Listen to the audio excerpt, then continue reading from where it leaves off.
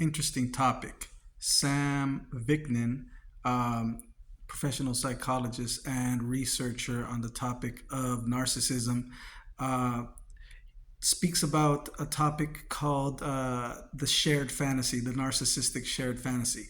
Now, it's interesting because very often uh, narcissists know that they are not interesting.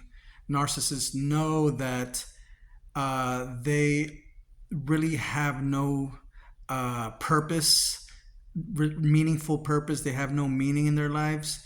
It's their life is all uh, superficial and pretend and image to make themselves seem more complex than they really are. So very often, rather than coming real, rather than being themselves in order to engage with their target or their person of interest, they pretend to be something they are not.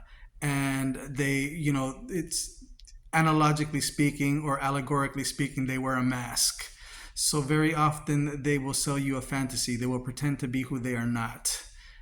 They will pretend to be who they are not.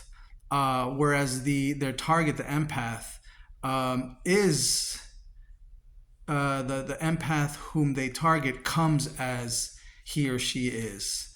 And in order to secure this fake relationship, they offer a fantasy. They propose a fantasy, and it's like a contract.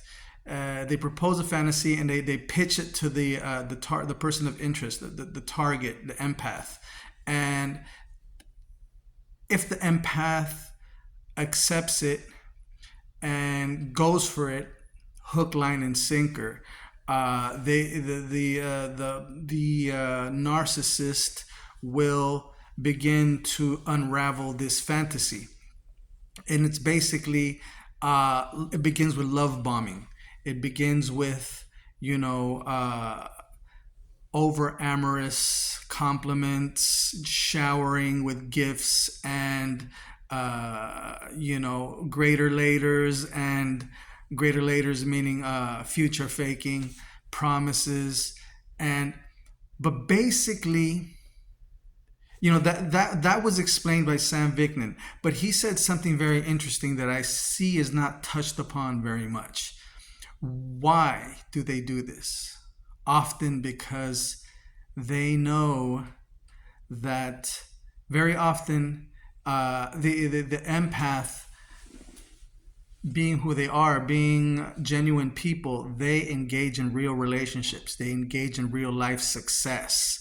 They are happy, and it's no faking. It's the real deal. It's people that empaths are people who are genuine, people who experience life, people who meet wonderful people, make wonderful friends, and just live it up. The narcissistic fantasy is supposed to interrupt and keep the empath from engaging in reality. So it's very ingenuous of the narcissist to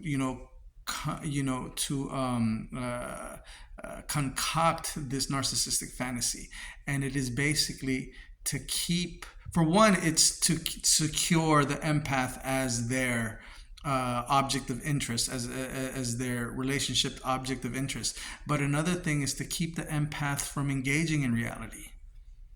It's to keep the empath from experiencing success. It's to keep the empath from experiencing the joys of relationships. Yeah, it's one way to really defeat this and break out of this narcissistic fantasy, which the narcissist constantly comes at you with, this illusion of who they are.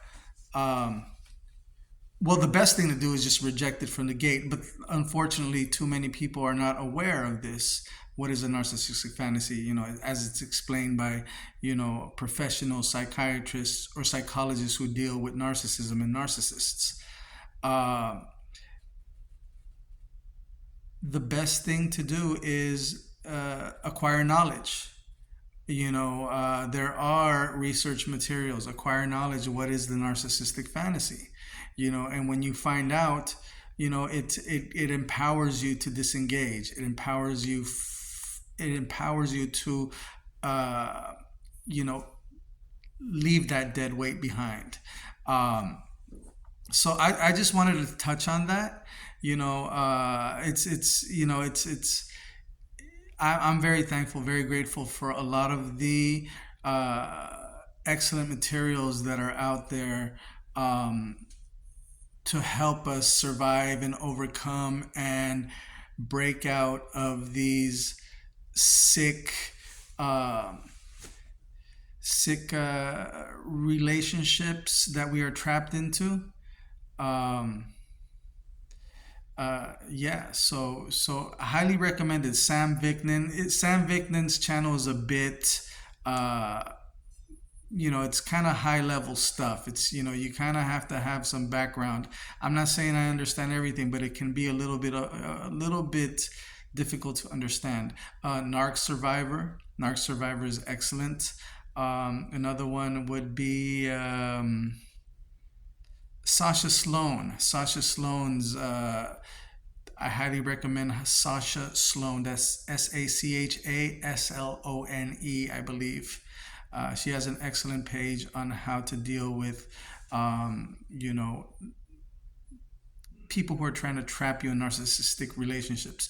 But Sam Vicnin, when it comes to the narcissistic fantasy, the shared fantasy, um, and the key word here is fantasy. So if I can just leave you with one word, or a few words of advice, you know, experience real life, experience real relationships, enjoy, experience, soak it all in, go outside, walk in the sun, you know observe the environment around you, be in the moment, because these things will show you the reality.